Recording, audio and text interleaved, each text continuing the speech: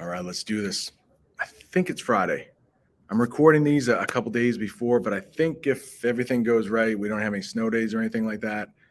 We're watching this on a Friday, so not so bad. Weekend is coming up. So hopefully we had that good discussion about what's happening to her. Remember, Pickering is gone, probably to kill Deke in the rain, and she has maybe 15 minutes to get out of there. And so far, she was able to lift herself off the floor, which is good. But she's got this chair like tied to her back. So let's see how she's got to get out of this, right? Like she's got to fight off Pickering. That if he just comes back and kills her, whatever, we don't have a story. So we have to see her fighting. All right, we're right here with the yellow. Let's do it. No, but she could see herself. Remember, she almost had that Charlie horse. No, but she could see herself lying there, all the same with hellish clarity, lying there with only the swash of blood made by Cole's hair for company, lying there and waiting for Pickering to come back and have his fun with her before ending her life. And he would be back when? In 7 minutes? 5? Only 3? She looked at the clock. It was 9:15. She hunched beside the counter, gasping for breath, a woman who had grown a chair out of her back. There was a butcher knife on the counter, but she couldn't reach it with her hands bound to the chair's arms. Even if she could have grasped it, what then? Just stand there, hunched over, with it in her hand? There was nothing she could reach with it, nothing she could cut with it. She looked at the stove and wondered if she could turn on one of the burners. If she could do that, then maybe. Another hellish vision came to her, trying to burn through the tape and having her clothes catch on fire from the gas ring instead. She wouldn't risk it. If someone had offered her pills or even a bullet in the head to escape the possibility of rape, torture, and death, likely a slow one preceded by unspeakable mutilations, she might have overcome the dissenting voice of her father. Never give up, Emmy. Good things are always just around the corner or other. And gone for it. But risking the possibility of third-degree burns all over the upper half of her body, lying half-baked on the floor, waiting for Pickering to come back, praying for him to come back and put her out of her misery. No, she wouldn't do that. But what did that leave? Top of the next column. She could feel time fleeting. The clock on the wall still said 9:15. But she thought the beat of the rain had slacked off a bit. The idea filled her with horror. She pushed it back. Panic would get her killed. The knife was a can't, and the stove was a won't. What did that leave? The answer was obvious. It left the chair. There weren't any others in the kitchen, only 3 high stools like bar stools. She guessed he must have imported this one from a dining room she hoped never to see. Had he bound other women, other nieces, to heavy red maple chairs that belonged around a dining room table? Maybe to this very one. In her heart, she was sure he had. And he trusted it, even though it was wood instead of metal.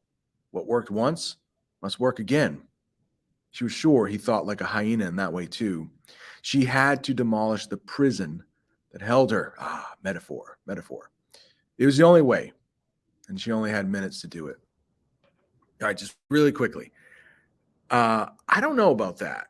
When we're talking about if he has ever killed before, something tells me if he has, he's done it on the boat, which would make sense because like bodies in the ocean, probably very easy to hide, right? But he was pretty careless. Like Nicole definitely stabbed him in the arm and, he had to improvise and things got a little messy. But he's going about it in a very bad way, like putting her in the car in the trunk. I mean, it's going to leave, more evidence, more DNA, more blood. So he's definitely out of his element. Like things have not gone this badly before. So I don't know. It does seem like he might, I don't know. We should have a discussion. Like, does he want, has he killed other nieces before? My answer is it's possible. Has he done it in the house? I don't think so. But who knows? All right, let's get back to this. Number 7. It's probably going to hurt. She was close to the center island, but the counter was sticking out slightly, creating a kind of a lip, and she didn't trust it. She didn't want to move, didn't want to risk falling over and becoming a turtle, but she did want a surface wider than that projecting lip to beat against, top of the next column. And so she started towards the refrigerator, which was also stainless steel and big, all the beating surface a girl could want. She shuffled along with the chair bound to her back and bottom and legs. Her progress was agonizingly slow. It was like trying to walk with a weird form-fitting coffin strapped to her back, and it would be her coffin if she fell over. Another metaphor, by the way.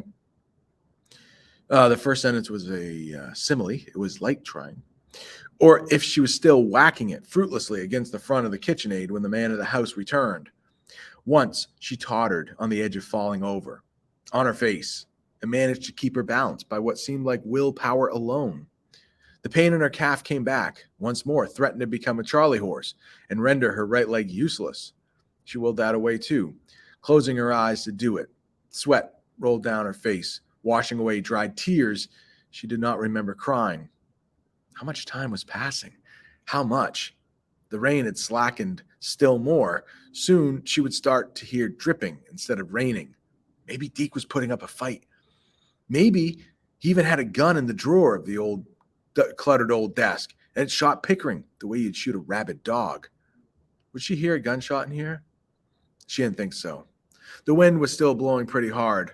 More likely, Pickering, 20 years younger than Deke and obviously in shape, would take away any weapon Deke might produce and use it on the old man.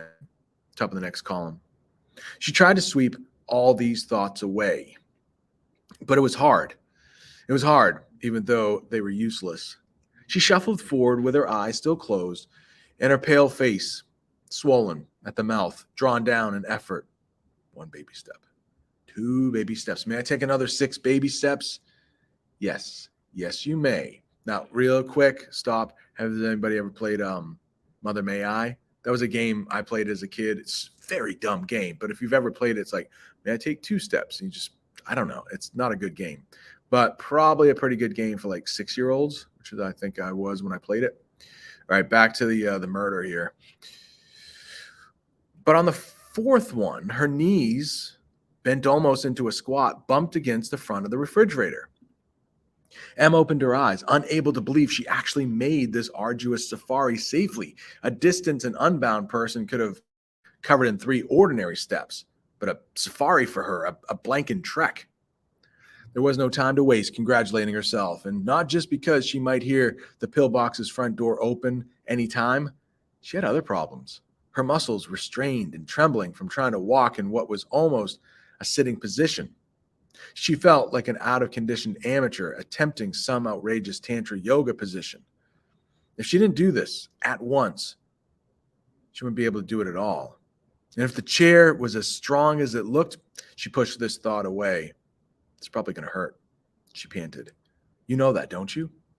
She knew, but thought Pickering might have even worse things in mind for her. Please, she said, turning sideways to the refrigerator, giving it her profile. If that was praying, she had an idea it was her dead daughter she was praying to.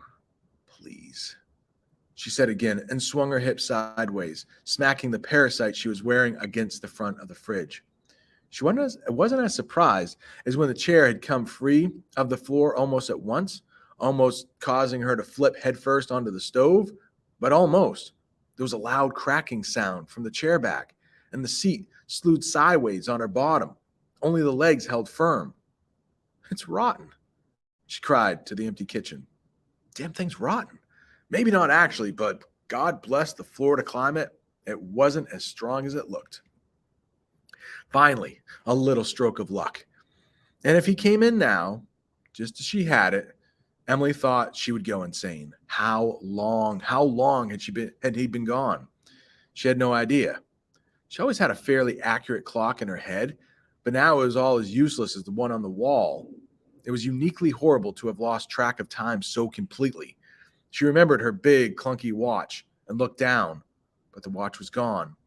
There was just a pale patch where it had been. He must have taken it. She almost swung sideways into the fridge again and then had a better idea. Her bottom was partly free of the chair seat now, and that gave her extra leverage. She strained with her back as she had strained with her thighs, top of the next column, and calves while working to free the chair from the floor. And this time, when she felt the warning pain down low, just above the base of her spine, she didn't relax and wait and recycle. She didn't think she had the luxury of waiting anymore. She could see him coming back, running right down the center of the deserted road, his feet splatting up sprays of water, the yellow slicker flapping, and in one hand, some sort of tool, a tire iron perhaps, that he had snatched from the blood-stained trunk of his Mercedes. Em strained upward. The pain in the small of her back deepened, took on a glassy intensity. But she could hear that ripping sound again as the duct tape let go, not of the chair, but of itself, of the overlapping layers of itself loosening. Loosening wasn't as good as freeing, but it was still good. It gave her more leverage. She swung her hips against the refrigerator again, letting out a little scream of effort. The shock jarred through her. This time, the chair didn't move. The chair clung to her like a limpet. She swung her hips harder, again harder, screaming louder. Tantra yoga meets S&M disco. There was another crack, and this time the chair slewed to the right on her back and hips. She swung again, pivoting on her increasingly tired hips and smashing. She lost count. She was crying again. She had split her shorts up the back, top of the next column. They had slid down, crooked over one hip, and the hip itself was bleeding. She thought she had taken a splinter in it. She took a deep breath, trying to calm her runaway heart. Small chance of that, and whacked herself and her wooden prison into the refrigerator again as hard as she could.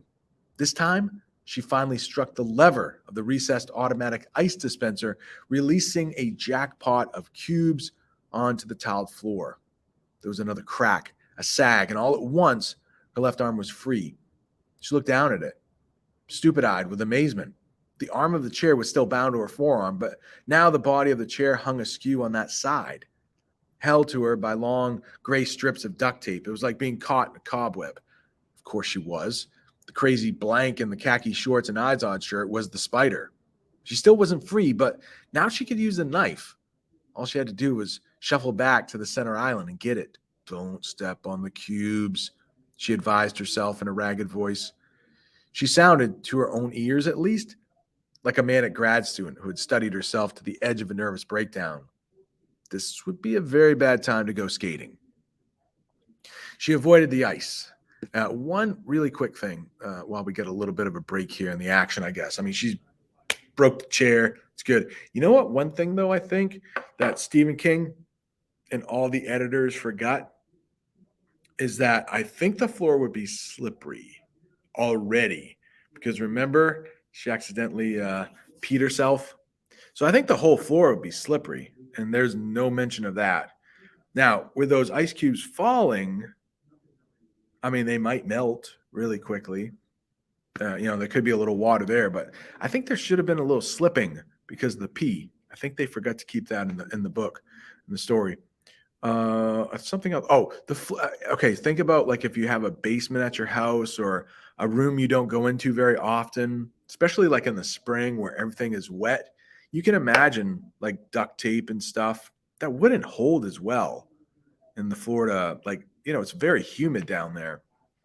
Even if anybody asks to borrow rubber bands from me, like I have a package of rubber bands, but this school, it's like gets pretty hot in the summer. Nobody's really in here. Those rubber bands, like you pull on them and they just like disintegrate. I got to get new rubber bands. Remind me of that. But all right, let's get back to this. How much more? Maybe like another page or so. All right, so she's gotta get out of there and stop looking at the clock, right? So we're right at the bottom here. She avoided the ice, but as she bent for the knife, her overstrained back was giving a warning creak. The chair, much looser now, but still bound to her midsection by those corsets of tape, and at the legs as well, banged into the side of the island. She paid no attention. Top of the next column. She was able to grasp the knife with her newly freed left hand and used it to saw through the tape binding her right arm, sobbing for breath, casting small darting glances at the swing door between the kitchen and whatever lay beyond. The dining room, the front hall, she assumed. It was the way he had gone out and the way he had probably come back in. With her right hand was free, she tore off the broken clunk of the chair still bound to her left arm and tossed it on the center island. Stop looking for him, she told herself in the gray, shadowy kitchen. Just do your work. It was good advice, but hard to follow when you knew your death might come through that door. And soon. She sawed through the bond of tape just below her breasts. This should have been slow, careful work, but she couldn't afford to go slow and nicked herself repeatedly with the tip of the knife. She could feel the blood spreading on her skin. The knife was sharp. The bad news about that were those repeated nicks just below her breastbone. The good news was that duct tape split away without much argument, layer after layer, and finally was through from the top, cut through from the top to the bottom, and the chair sagged away from her back a little more. She set to work on the wide band of tape around her waist. Now she could bend further. The work went faster, with less damage to her body. She cut all the way through at last, and the chair fell backward, top of the next column. But its legs were still bound to her legs, and the wooden feet suddenly shifted, digging in low on her calves, where the Achilles tendons surfaced like cables below the skin. The pain was excruciating, and she moaned miserably. It might be a good place for a stop, but if you don't know anything about what is this highlight? If you don't know anything about the Achilles, I got a real quick story about this. The Achilles, I don't know. Can I show you? I don't think I can. Well, maybe. The Achilles, it's right there, right back there. The Achilles, your Achilles heel, and it's a super sensitive part of your body. Like my friend, he was a little bit bigger guy, maybe like 250, 260, maybe close to 300 or whatever. I was not with him at the time, but him and a couple friends were like hiking, and there was a little hole like in the mountain that you had to kind of just leap across. I guess it's not very wide, but when he jumped across that, being a bigger guy, he tore his Achilles, and he could not walk for, I can't remember, months. It was months. And he has now a big, huge scar on his leg that goes up basically from his ankle up to his knee. So yeah, the Achilles, I mean, if you just like whack that thing, it's usually pretty protected. You're not using the back of it much, but I mean, it's just excruciating pain and surprisingly like controls quite a bit in your foot because he couldn't walk for a long time. I hope you enjoyed this, and we'll read some more Monday.